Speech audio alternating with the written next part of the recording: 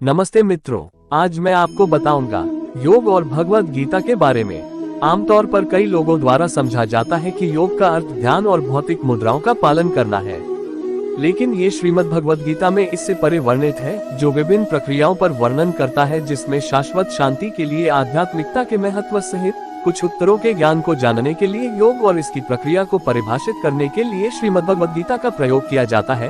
विस्तार के साथ श्रीमद् भगवत गीता के प्रासंगिक श्लोक के साथ प्रक्रियात्मक मार्ग के तरीके से योग का वर्णन इन रूपों में किया जाता है।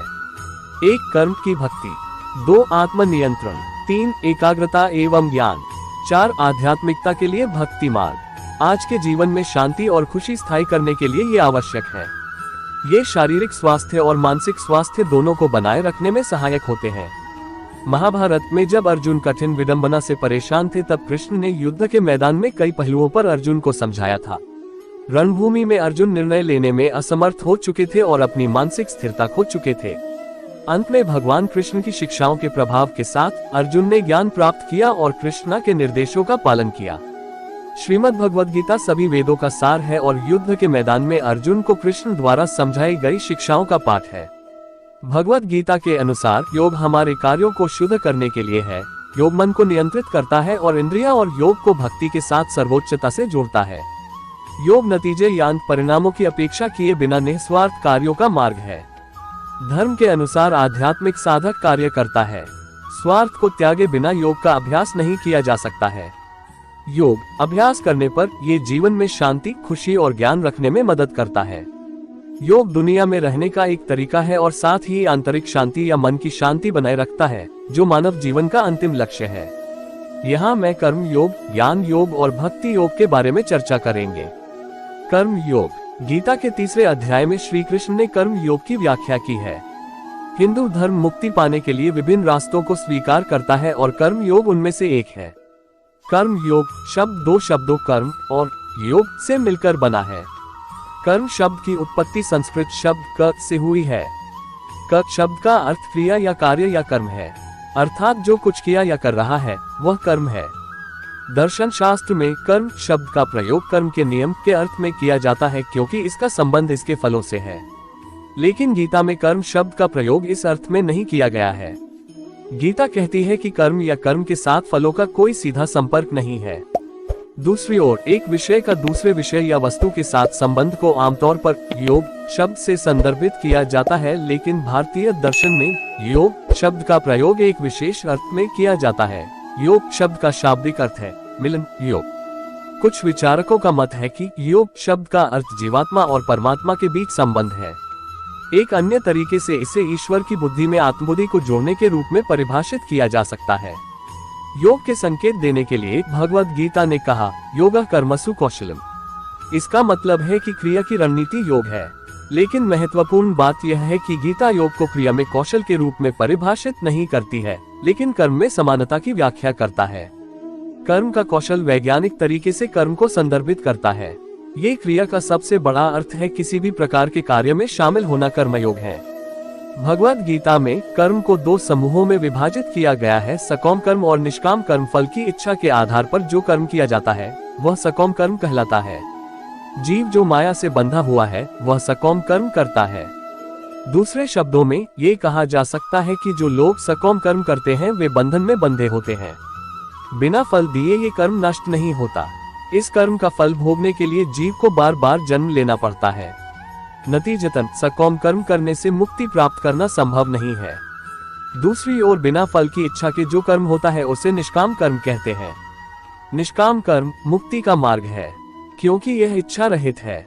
जब निष्काम कर्म करने से संचित कर्म का नाश होता है, तब जीव मुक्त या मुक्त हो जाता है। अर्थात यदि जीव अपने कर्मों के फल में आसक्त नहीं है, तो वह धीरे धीरे और अंततः कर्म के बंधन से मुक्त हो जाएगा। ज्ञान योग। भगवत गीता का 4था अध्याय ज्ञान योग से संबंधित है। इसे ज्ञान मार्ग के नाम से भी जाना जाता है। यह एक महान मार्ग है जिसके द्वारा हम मुक्ति प्राप्त कर सकते हैं। ये हिंदू धर्म में अद्वितीय आध्यात्मिक पथों में से एक है। इसीलिए कई पारंपरिक दार्शनिक स्कूलों ने मुक्ति के लिए इस मार्ग की सलाह दी या उल्लेख किया। मैं यहाँ संक्षेप में गीता के ज्ञान योग की चर्चा करूंगा। मैं यहाँ ज्ञान योग से संबंधित कुछ समस्यात्मक प्रश्नों की व्याख्या भी करूंगा। ये है, ज्ञान का क्या अर्थ है, ज्ञान योग का उद्देश्य क्या है, क्या ज्ञान और भक्ति एक ही लक्ष्य या मोक्ष की ओर ले जाएंगे? क्या ज्ञान को मिलाना संभव है? ज्ञान एक संस्कृत शब्द है जिसका अर्थ है ज्ञान। भगवद गीता में ज्ञान आध्यात्मिक ज्ञान को संदर्भित करता है। आध्यात्मिक ज्ञान का अर्थ है स्वयं का ज्ञान। ये परिष्कृत ज्ञान से बिल्कुल अलग है जो हमें सीखने और अवलोकन से प्राप्त होता है। आत्मज्ञान परमात्मा से अविभाज्य है। ज्ञान योग आत्म साक्षात्कार पर जोर देता है। ज्ञान दो प्रकार का होता है, निम्न ज्ञान और उच्च ज्ञान। निम्न ज्ञान वह ज्ञान है जो हमें कामुक इच्छाओं को महसूस करने में मदद करता है और जिसके माध्यम से हम स्वार्थी हो जाते हैं। यही हमारी सीमित पहचान है। इस ज्ञान से हम बंधन में पड़ जाते हैं। कुछ पारंपरिक भारतीय स्कूल निम्न ज्ञान को अविद्या या अज्ञान कहते हैं। दूसरी ओर वह ज्ञान जो हमारी मदद करता है स्वार्थी इच्छाओं को दूर करने के लिए भौतिक संसार, अहंकार, भ्रम आदि के बारे में सीमित ज्ञान को उच्च ज्ञान कहा जाता है। इसे पूर्ण ज्ञान या आत्मज्ञान भी कहा जाता है। श्री कृष्ण ने कहा कि ज्ञान सबसे शुद्ध और आत्मा की खोज है। वास्तव में यहाँ ज्ञान के समान पवित्र कुछ भी नहीं है। समय के साथ जो योग में सिद्ध होता है वह अपने आत्मा में पाता है। भगवद गीता का दावा है कि ज्ञान का बलिदान शारीरिक बलिदान से अधिक है। तो ज्ञान योग वह साधन है जिसके द्वारा हम अपना अंत प्राप्त कर सकते हैं। पारंपरिक भारतीय दार्शनिक आदि शंकर, जो अद्वैत दर्शन से संबंधित है, ने ब्राह्मण के ज्ञान के लिए ज्ञान योग को महत्व दिया। गीता के 4थे अध्याय के पहले श्लोक में श्री कृष्ण ने कहा कि उन्होंने विवस्वान को इस ज्ञान का वर्णन किया था और विवस्वान ने इसे मनु को बताया था और मनु ने इक्ष्वाकु को इसका वर्णन किया था। जैसे अर्जुन श्री कृष्ण के मित्र हैं, वैसे ही श्री कृष्ण अर्जुन को इस योग का वर्णन करने जा रहे हैं। श्री कृष्ण ने घोषणा की कि यह योग सर्वश्रेष्ठ है। श्री कृष्ण ने अर्जुन के मन से भ्रम को दूर करने के लिए अवतार के सिद्धांत का वर्णन किया है। श्री कृष्ण ने कहा कि अर्जुन की तरह उन्होंने भी कई जन्म लिए हैं। जैसे अर्जुन एक सामान्य व्यक्ति है, इसलिए उसे अपने पिछले जन्मों के बारे में पता नहीं है। श्री कृष्ण अपने पिछले जन्मों के बारे में अच्छी तरह जानते हैं क्योंकि वे अमर आत्मा और भगवान हैं। भक्ति योग। यहाँ हम भक्ति योग से जुड़े कुछ सवालों का जिक्र कर सकते हैं। भक्ति योग का शाब्दिक अर्थ क्या है? भक्ति योग का पालन करके हम मोक्ष कैसे प्राप्त कर सकते हैं? क्या भक्ति योग हमारे लिए प्रासंगिक है? भगवद गीता के 12वें अध्याय में भक्ति योग की चर्चा की गई है।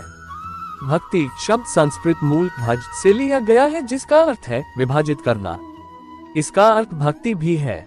ये भक्ति की एक मनोवृत्ति है जिसके द्वारा उपासक अपने ईश्वर को संतुष्ट करने का प्रयास करता है।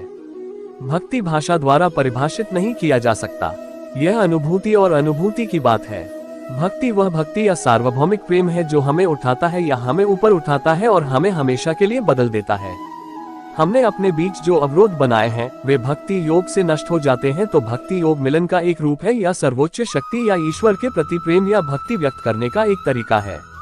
एक भक्त एक आत्मा के साथ एकता की भावना का एहसास करता है। संसार में सब कुछ भौतिक और अभौतिक दोनों सर्वोच्च चेतना या आत्मा या ईश्वर से आया है। यहाँ एक भक्त अपना सारा काम भगवान को समर्पित कर देता है। भक्ति अनंत प्रेम, दिव्य प्रेम या सार्वभौमिक प्रेम पैदा करती है और जलगाव स्वार्थ की भावना को नष्ट कर देती है।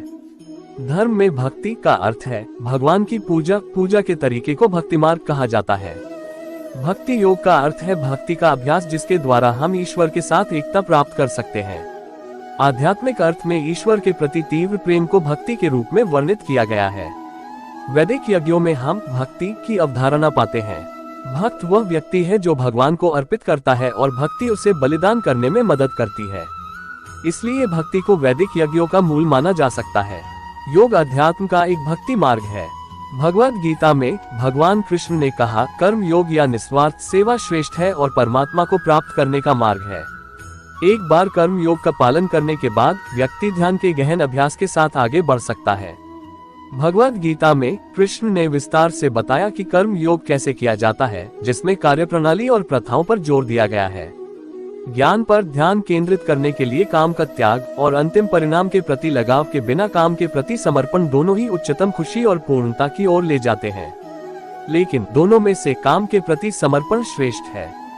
जो व्यक्ति मन से इंद्रियों को वश में कर लेता है और अंतिम परिणाम की आशा के बिना अनासक्त रहकर कर्म करता है, वह कहीं श्रेष्ठ है। अपने निर्धारित कर्तव्य को निभाने से बेहतर है कि बिना कुछ किए ही रहें, क्योंकि कर्म अकर्म से श्रेष्ठ है। आप बिना काम के अपने शरीर का रखरखाव भी नहीं कर सकते। ये भी समझाया कि जो कर्मों के फल की अपेक्षा किए बिना अपना कर्तव्य करता है वह सच्चा योगी है और सच्चा त्यागी है। इन्हें 5.21 के श्लोकों में समझाया गया है। कर्म के प्रति समर्पण का अर्थ है बिना अंतिम परिणाम की सोचे हुए हमारे कर्मों की पवित्रता। काम पर फोकस करने के लिए सेल्फ कंट्रोल की जरूरत है। आत्म नियंत्रण का अर्थ है हमारे प्रयासों में विचलन के बिना हमारी इंद्रियों पर नियंत्रण और अन्य आकर्षणों के बिना साइड ट्रैक। भगवद गीता में काम के महत्व को समझाया जो हमारे शरीर को बनाए रखने के लिए उपयोगी है। कोई भी काम किए बिना हमारे शरीर को भी आवश्यक गतिशीलता नहीं मिल पाती है, जिसकी बात हम सभी इन दिनों अपने स्वास्थ्य के लिए अपने रक्तचाप, शर्करा के स्तर को नियंत्रित करने और शरीर के वजन और लचीलेपन को बनाए रखने के लिए करते हैं। ये सब तभी संभव है जब हम भगवद गीता में बताए गए तरीके से काम करते हैं। योग को किसी के कार्यों, इंद्रियों से जुड़ा नहीं होने और न होने के रूप में परिभाषित किया जा सकता है। अगर यह वीडियो आपको अच्छा लगा तो हमारे चैनल सनातन संस्कृति को सब्सक्राइब जरूर करें।